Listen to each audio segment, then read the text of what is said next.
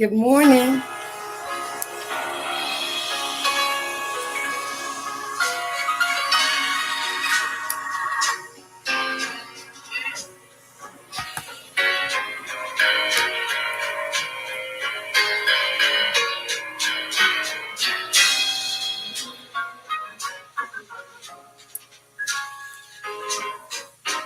Master,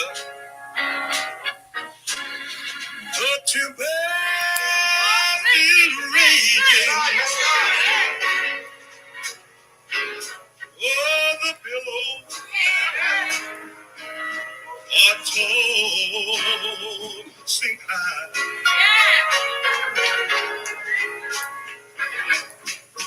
The sky is overshadowed with blackness. Oh, no shelter is nigh. Careless thou not that we perish.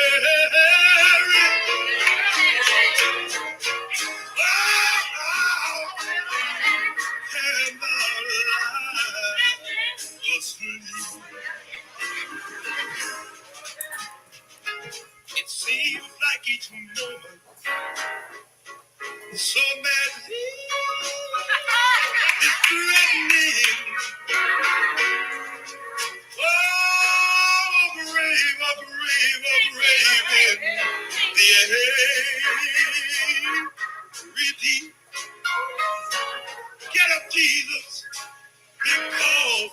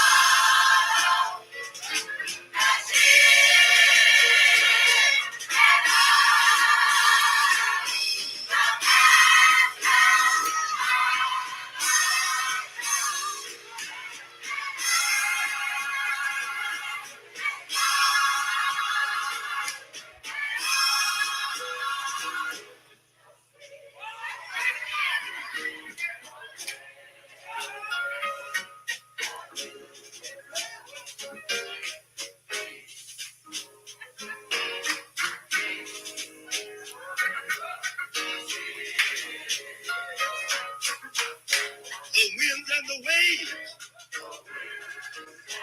let's go, shall obey your will. And all you've got to say, Lord Jesus, peace be still. Let's go. Under the wrath.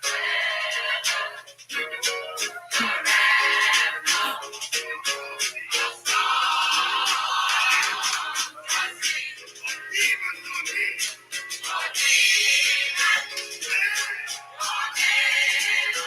Whatever you need.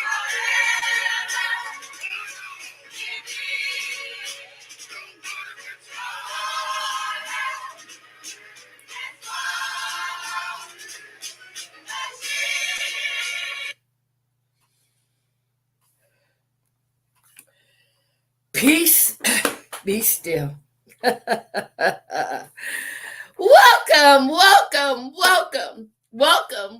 Welcome. When I say these are tears of joy, these are tears of joy. Yes, tears of joy.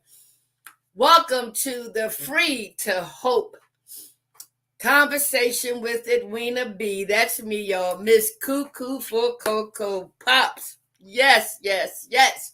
Free from recovery, emerge empowered to give hope to others, help others prosper equally. Yes, my God, my God, my God, my God, my God chose me this morning to rise and to seek his will for today. He will provide me the strength, the courage, the guidance. He will order my steps as long as I yield to the Spirit. And for that, I want to give my God, my God, my God, the honor, the praise, the glory, the hallelujah, the worship, and most important, the acknowledgement that he is, that he is, that he is. Whenever y'all see these tears coming out of my eyes, they are always, always tears of joy. Always tears of joy. I shed no tears of pain anymore. They are always tears of joy. Why? Because I know who I am and I know whose I am. Everything, everything, everything works for the good for those who love the Lord, and God knows I love him. I'm in love with my God for what he has done for me, just me alone. And it has to be a personal relationship in order for you to understand what I mean. For what he has done for me, I am so humbled, so grateful, so amazed. I feel so awesome about his unconditional love for me. And because he met me underneath a parked car 34 plus years ago in the streets of Philadelphia after getting high with and doing all kinds of sexual favors for my own stepson. When I cried out to him, whoever they say you are, take me out this life or show me a better way. Voila. He met me, prepared me, delivered me, molded and shaped me from underneath that parked car to be sitting before you here this day, 34 plus years later, doing his will, walking in my calling, arriving at my destiny, my life filled of purpose. And because of the spiritual programs that my God put me on the pathway to in order to go through so I can come out to share it all with you. Yes, the 12-step program of Alcoholics Anonymous, the 12 spiritual principles, choices, right? Tools, resources, right? Within a 12-step spiritual program, y'all. I could not be doing this if it was not spiritual. I can't. I just can't anymore.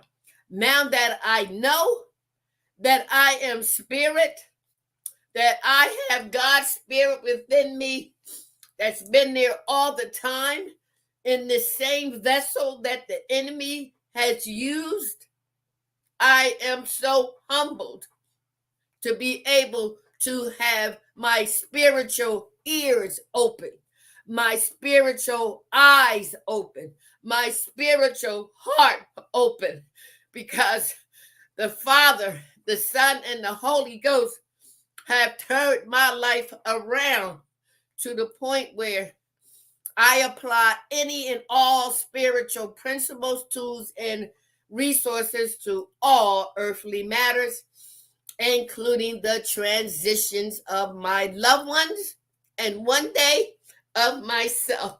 Boy, I tell you, when you have your knee bowing experience, if you already have had your knee bowing experience, you know exactly what I'm talking about. But for those who have not had it yet, keep living, because every knee shall bow and every mouth will confess that he is Lord. And I, again, thank y'all for allowing me to be transparent and authentic. And Miss Cuckoo for Cocoa Pops. I'm telling y'all can't imagine how free it is to be yourself, to not have to put on the mask and not have to please everything and everybody and not have to be the center of the world and just be a servant of my creator, so that I can practice living, demonstrating, modeling the fruit of the spirit. Coming from Philly, I often wonder, with the state stores, it says wines and spirit. I say, well, wines and spirits. I was like, what that mean? And it didn't hit me till I got into recovery. Well, you drink our wine, you're going to get some spirits, right? And so I'm so glad that I was chosen. I was chosen to be sitting here before you today. Okay. And so I want to start off by saying thank you for allowing me to play Peace Be Still by James Cleveland. That was my daddy's favorite song, and today is my daddy's birthday. But before I get into talking about my daddy, let me give y'all some announcements, okay? All right. So, again, Free to Hope stands for, right? Recovery. From recovery, emerge empowered to give hope to others, help others prosper equally. Okay.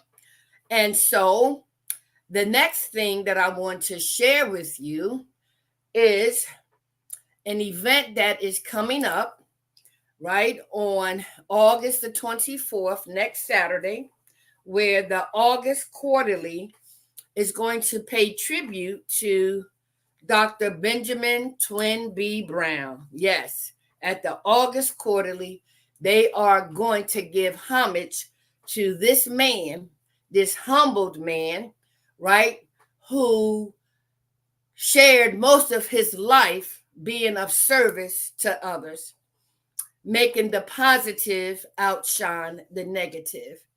And because we, those who were passed the torch, I was passed the torch. I was passed the torch. And when he died in January, right, I was passed the torch to help keep his legacy alive. And God knows I did the best that I could, right? And because of the existing board member, members, starting with the leadership, the board president of Maria Gabera and vice chair, right, Greer Ward, we are just now getting things on the right track. They always say it's always in God's time. And I need to humble myself and ask forgiveness to the CCC board members, because I felt that we were not doing the best we could to acknowledge Twin and what he has done. And so I humbly apologize to the CCC board leadership and members because I caused harm by thinking and feeling ill feelings towards you all because of the lack of movement that I believe should have taken place. So, will you forgive me? Will you forgive me? Thank you. But come Saturday, August the 24th, at the Harriet Tubman Park in Wilmington, Delaware, they will pay tribute to Dr. Benjamin Twimby Brown for his many, many years of service.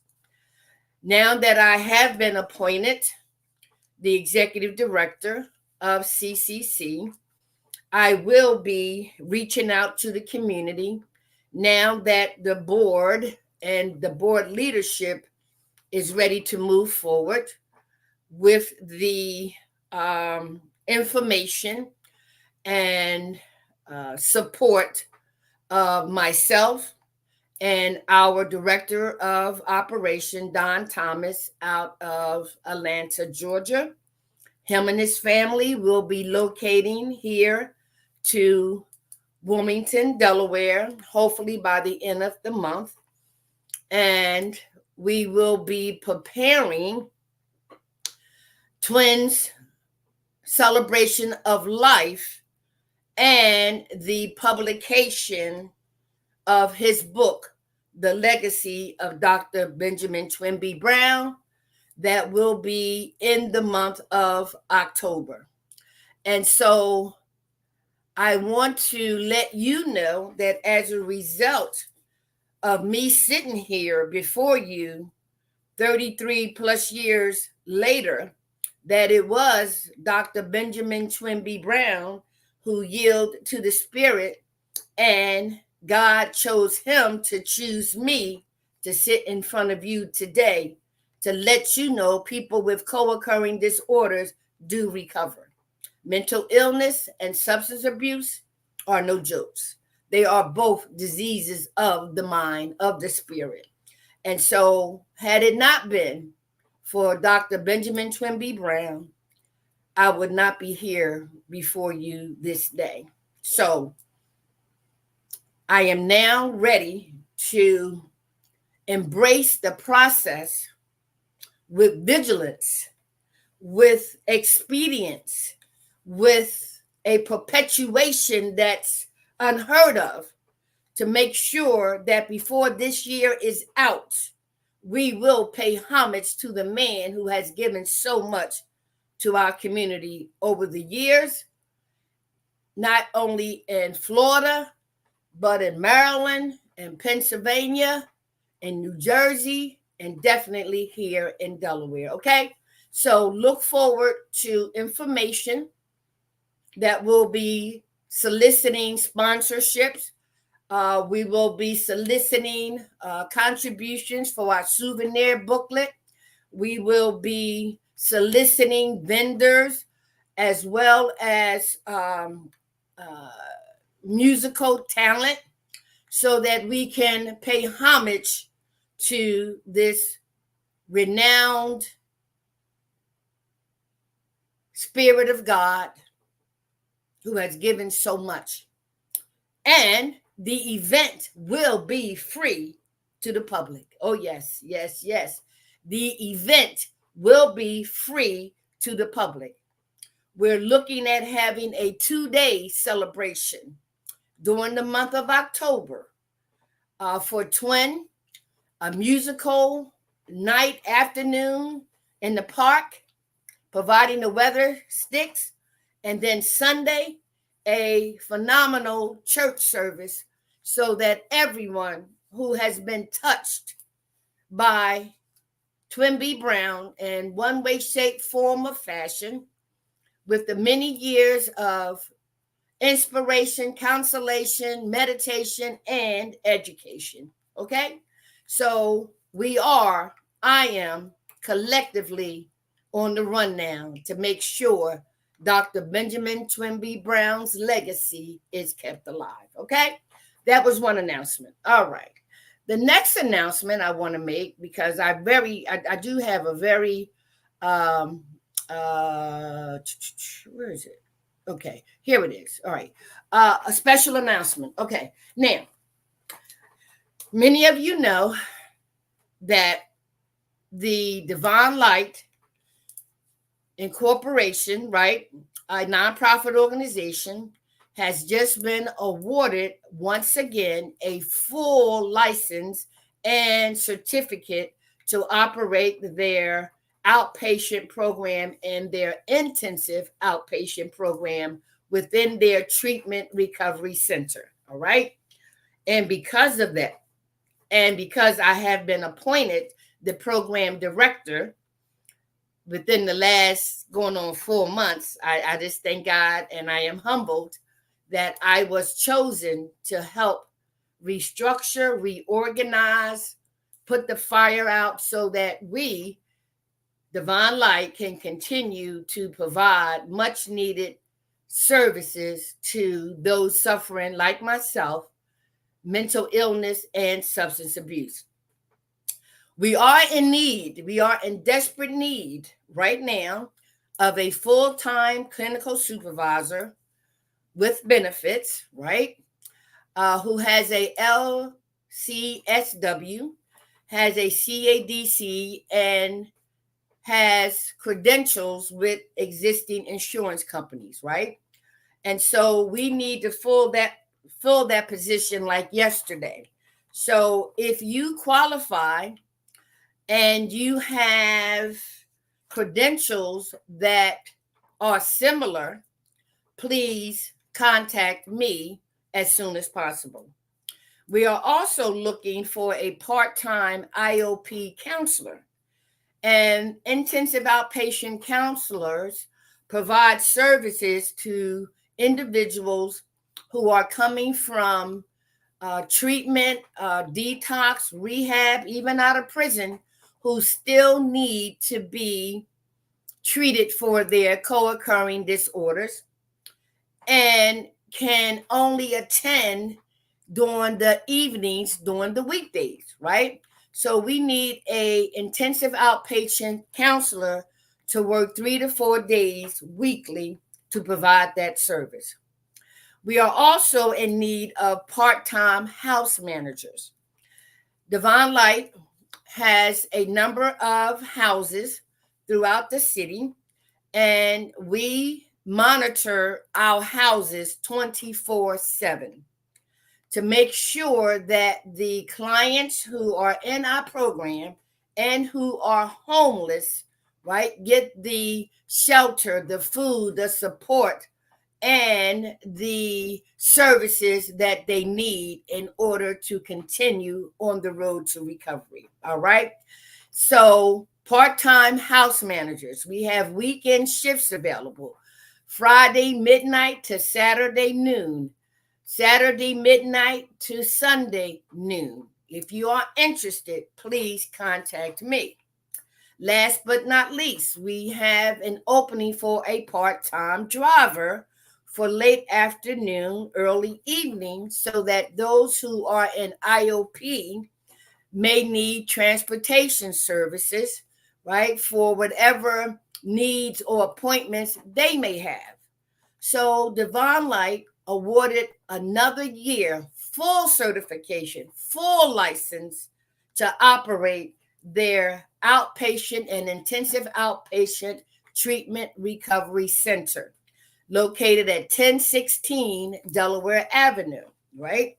We are also expanding our services now that we are licensed fully and certified fully to provide continuous services, to include youth and young adults program from 17 to 23. This program was very, very successful in Baltimore, right, Maryland, and as well as Philadelphia. We want to bring this same program to our youth here in the state of Delaware. We already have an existing adult program, right? And this is something new, a couples program. Yes. You said couples program? Yes. Many times, those who are suffering from co occurring disorders or mental illness and substance abuse have been and are in relationships, right? And so, even though we separate the men from the women, they are yet a couple. And as a result, not only do we provide services for them, but we also provide housing for couples. Yes, yes, yes. We have transitional housing for couples. Yes. And last but not least, like I just said earlier, all of our clients who are in one way, shape, form, or fashion homeless, while they are in treatment, we will house them. Okay. And so I want you to go to www.divine,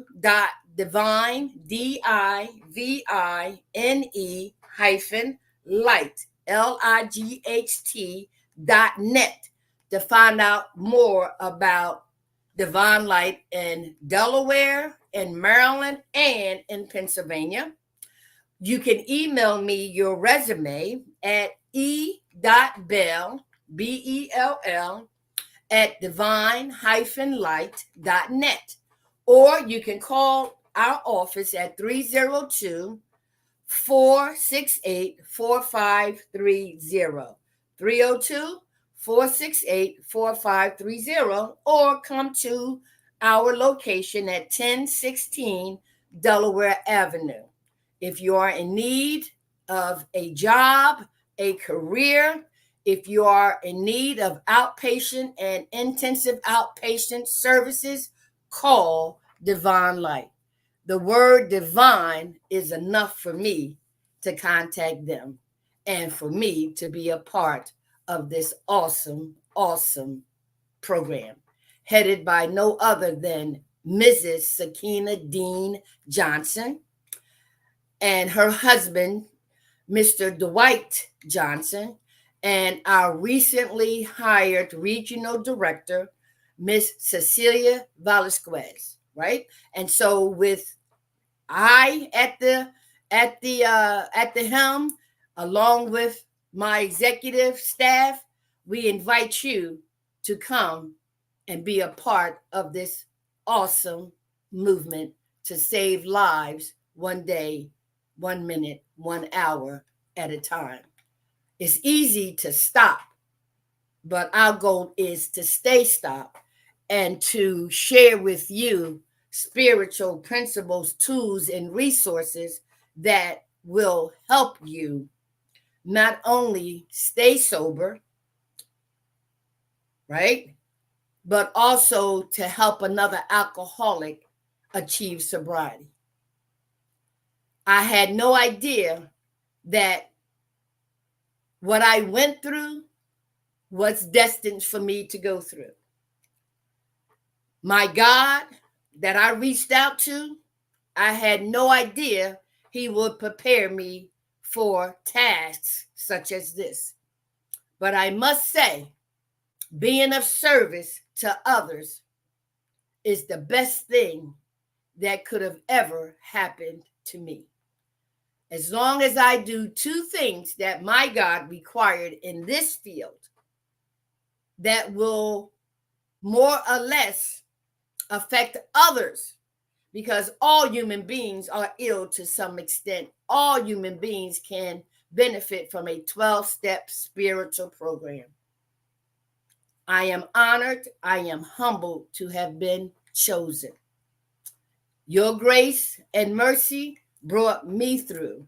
I'm living this moment because of you. I want to praise you and thank you too, for it was your grace, your mercy that brought me through. Amazing grace, how sweet the sound that saved a wretch like me. I once was lost, but now am found, was blind, and now I see. All righty then. Okay, y'all ready to get down and dirty into our topic today? All right, so I'm going to do something different today, in that we are going to do the daily reflection as always, right?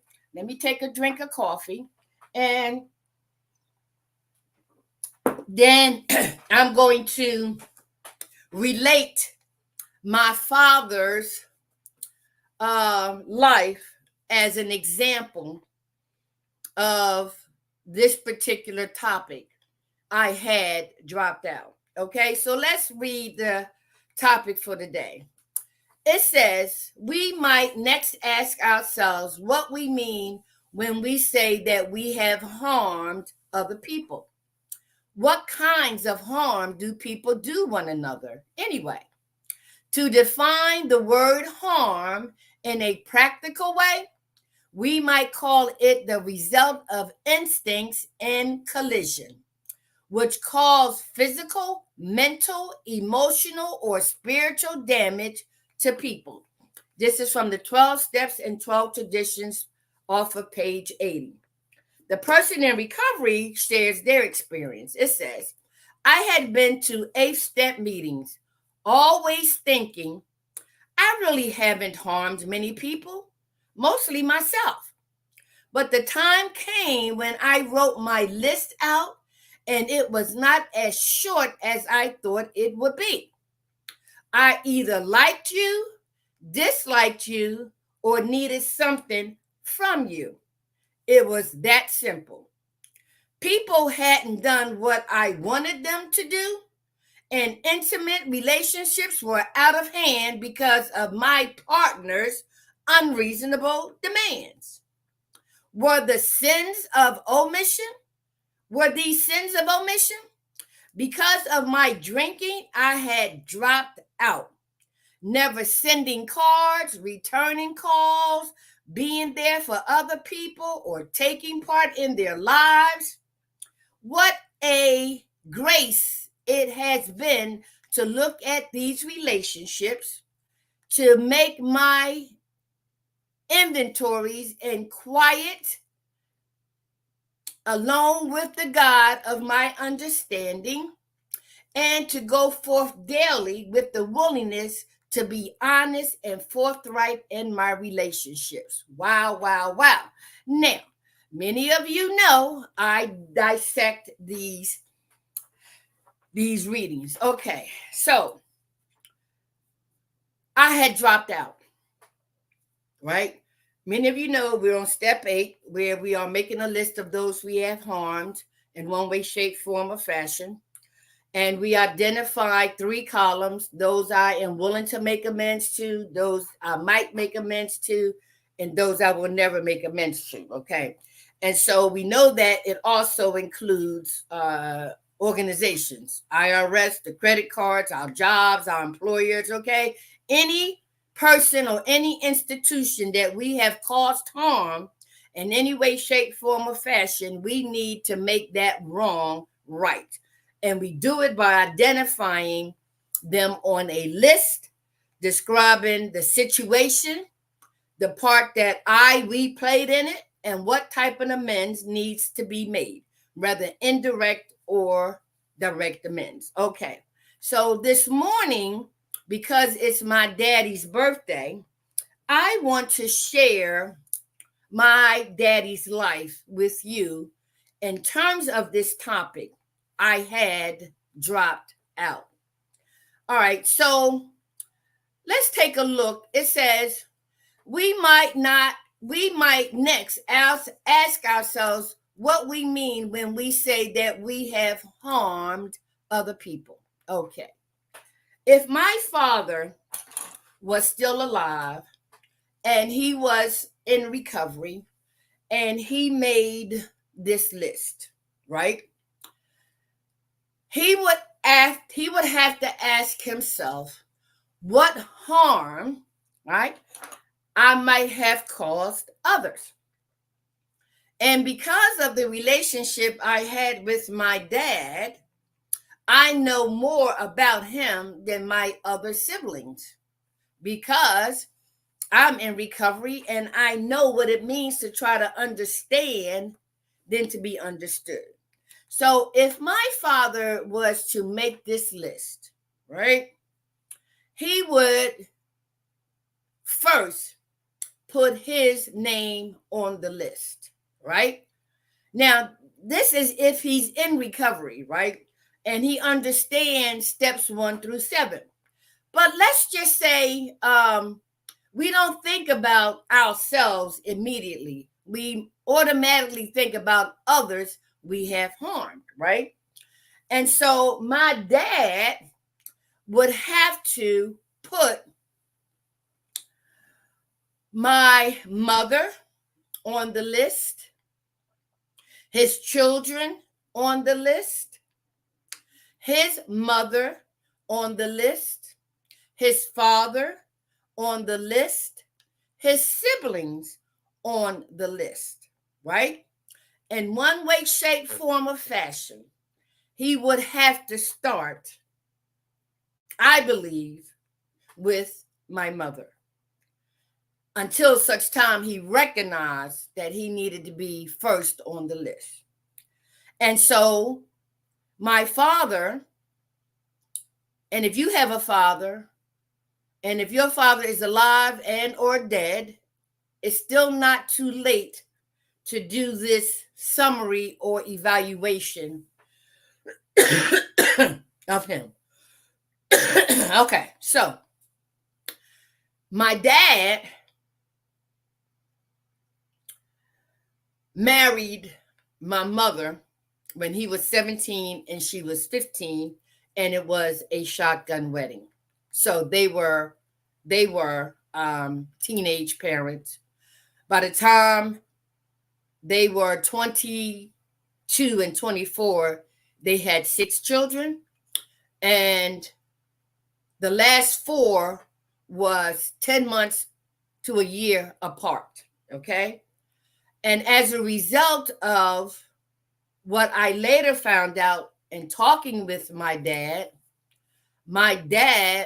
had developed some deep, deep resentment against my mother, against my mother's mother, Ruby Lamar Thomas, her husband, Thomas Lamar, even his adopted mother, Miss Hall, right? And so, not to go into all of that, but it's necessary to find out where those attitudes, ideas, and behaviors formulated, how, when, and where, and by whom. And so when we talk about the harm my dad inflicted on particularly my mother in particular, later came the children, right? But because of a deep, deep resentment against my mother and her parents, my dad sought revenge against my mother and the child that my mother birthed that was not his. Yes, okay? So y'all get the drift. I can't go into details because I only have a short period of time. It's amazing how secrets come out.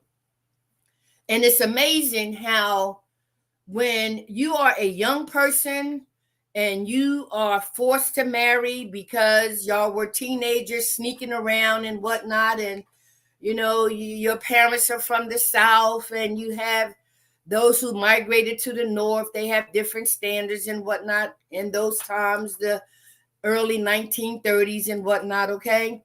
And so as a result of my father having a deep, deep resentment against my mother, he took revenge out on the child that my mother birthed that was not his. My mother was raped by her stepdad or his brother. We haven't really found out, but once my dad found out that child was not his, a sickness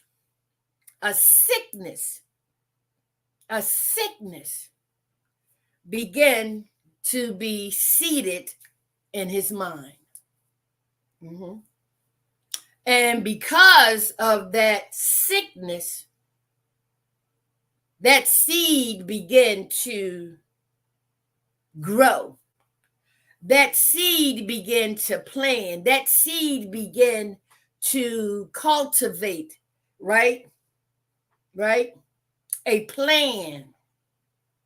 That seed began to create a deep sickness in my dad. Okay. So let me get to the essence of what I'm talking about. My niece, Helen Sabrina Hall, who we just sent to glory, who was sent to glory a couple weeks ago, is the daughter of that child that was not my dad.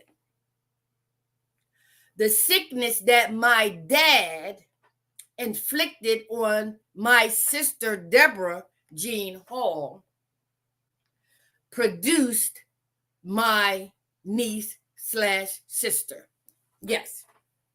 My father, through his revenge, his resentment, targeted Deborah Jean Hall to get back at those who was responsible and knew. He took it out on an innocent child by incesting her from the time she was 7 until she was 21. So when you think of the title, I had dropped out, could you imagine over the years while it was happening, and you probably can because I can't, what my sister was going through, what my father was going through, and for those who knew about it, what they were going through. But the most impacted person was my sister, and then the child that she birthed that belonged to my daddy. Okay, so let me go forward.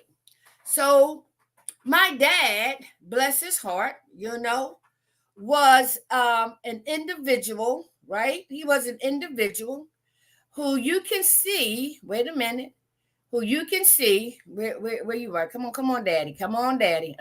Don't hide from me now. He's not, right? My daddy was an intelligent man, an educated man, but my daddy was a sick man, right? And I didn't find out how sick he was until in my recovery, I was able to have an honest conversation with him. He took revenge against my mother by abusing her, by blaming her, by disrespecting her because of what somebody did to my mother, his wife. Yeah. So when you think about I had dropped out, I can see how my dad dropped out when all of this happened and when he found out. He just dropped out. He just dropped out. He just dropped out. Right? And so through the years of the abuse, of the incest against my mother and my sister, with everybody else knowing that my father used my sister Deborah as a sex object for other family members to abuse her. Uncle Bernard? No, I don't think Uncle Bernard did. It was cousin Finey, right? And some other men in my Aunt Elsie's area. I don't believe Uncle Bernard did, but cousin Finey, definitely. And so here my father took revenge on this innocent child. Obviously, he had dropped out. Okay? But let me tell you something about our past. We can never separate ourselves from the past. And that included my daddy. Yes, including my daddy. So, as educated as he was, as productive as he was a good provider, right? We never was without in one way, shape, form, or fashion. He always kept a roof over our head, kept food in the refrigerator, right? Did his role that way. Always worked, okay? But the other side, the Dr. Jekyll and Mr. Hyde side, right? The part that he had dropped out will come to fruition, right? When he started drinking.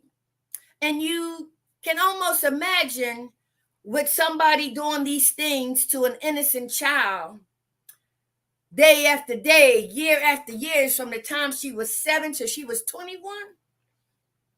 He had to drink.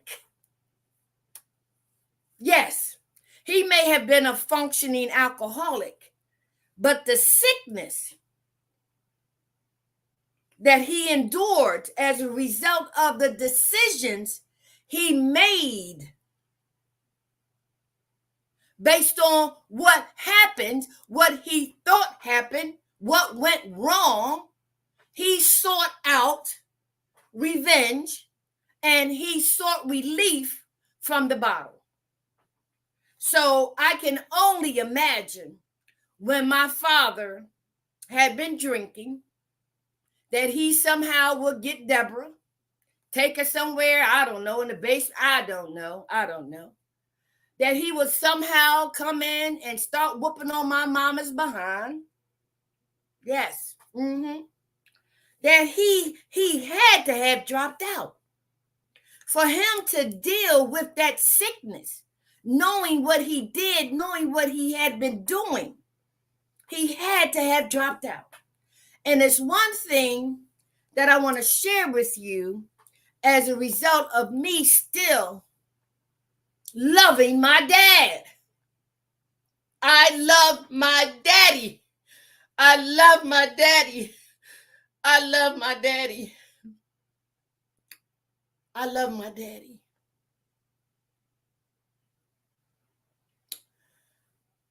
I looked just like them. I acted just like him. I wanted to be just like them. I worshiped the world my dad walked on. And when I found out what he had did, thank God I was in recovery, which prompted me to sit with him for a few hours to find out, Dad, what happened to you? Why did you turn out the way you turn out? Why do you beat Mom? Didn't know the other secret, mind you, okay? And I found out about my dad and how he was raised, how he was given away as a child, how he resented his own mother for giving him away, how he resented Mrs. Hall because Mrs. Hall thought that her husband was my daddy's father. I tell you, boy. Woo! Go back in y'all family history and pull out them secrets, right? I tell you, man. Sickness. Family secret sickness. Okay? But I did find out why my father, to a certain extent, turned out the way he did. But then when I found out about the situation with my sister, right? And I confronted him, he lied. And I didn't expect him to tell the truth, for real. But when I look at this proud man, this man of stature, this man highly educated, wound up imposing, right, self-destruction on himself. Little by little, his insides ate him up to the point he had to drop out. He drank, He drank. He drank, and then he started listening to spirituals. Peace be still. I've been redeemed. Not knowing why, my dad started listening to spirituals because the sickness was eating him up. He had dropped out. He had caused harm to others. Not recognizing, not wanting to admit that he too had been harmed. Why? He wasn't privy to having a 12-step spiritual program. You see? And so it's amazing how watching my dad check out, right? He went from a proud man to like a bum. Listen, he was on the corner of 22nd Street, right? Had been wearing the same old clothes day after day after day, living in a house with no electric, no heat, right? Had some woman just laying beside him to keep him warm. She had to be about 350 pounds, right? The level that he was reduced to by the self-loathing of himself and what he had done over the years was eating him up, and he had dropped out. So on this corner, somebody went to pass him $1 and said, here, brother, you on hard times? My father looked at him. Hey, what are you talking about? My father reached in his pocket and pulled out a bundle of money, right? But the appearance that he had dropped out of society was obvious to everybody.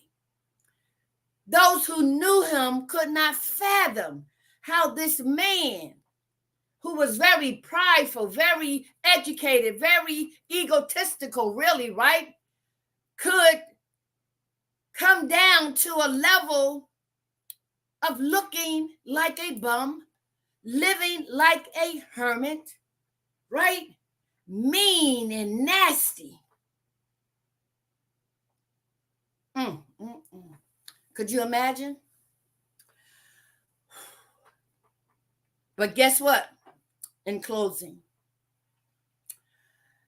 before my father died,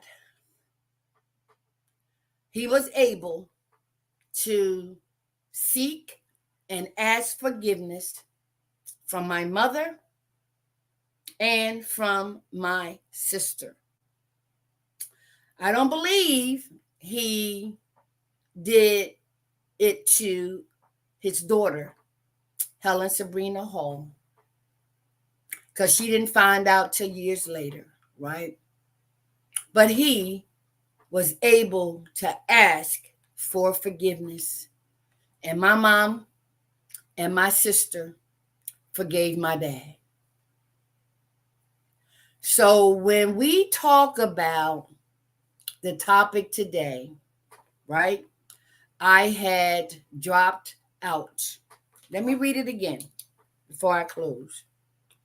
It says, we might next ask ourselves what we mean when we say that we have harmed other people. What kinds of harm do people do one another anyway?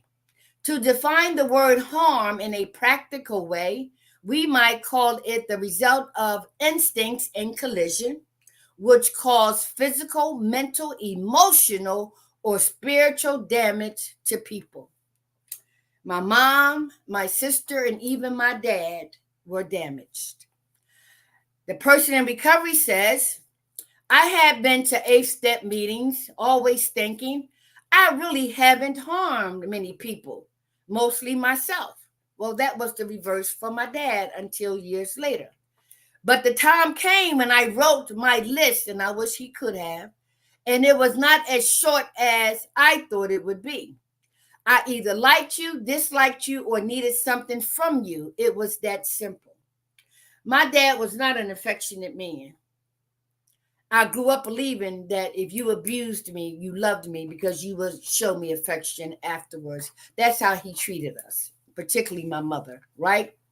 People hadn't done what I wanted them to do, and intimate relationships were out of hand because of my partner's unreasonable demands. Were these sins of omission? Because of my drinking, I had dropped out, never sending cards, returning calls, being there for other or taking part in their lives. What a grace it has been to look at these relationships, to make my inventories in quiet, alone with the God of my understanding, and to go forth daily with a willingness to be honest and forthright in my relationships, right? And so I will say that my dad definitely had some good in him. And there's good in all of us. And there's some bad and some good people, right? But I'm so glad that I too was able to forgive my dad and acknowledge that he is still my daddy. I didn't choose my parents, God did. And so I have learned so much from my daddy as well as my mother. And I thank God that Deborah, my mom, my daddy, and now Sabrina may be united in a spiritual way, separated from this earthly journey. So I just want to again say to you, in honor of my daddy, it's never too late. It's never too late. If you find that you are suffering from grief, remorse, shame, guilt, and you have dropped out, you are no longer engaging, you are no longer present, and you are seeking solace and comfort in dysfunctional ways, there's hope for you. There's hope for you. There are some 12 spiritual principles, tools, and resources that are available that can help you. And I want to be the first to let you know that it worked for me and it worked for members of my family. But it can also work for you. Are you willing to be honest, open-minded, right? And willing, honesty, open-mindedness, and willingness to unravel that onion with the help of a 12-step spiritual program that the God of your understanding can set you on the path to spiritual experiences, spiritual awakenings that will produce an unlimited amount of spiritual breakthroughs. Look at these spiritual tools, resources, and principles that I've used. I'll be so glad to share them with you. Okay? And so I got to go. I got to go.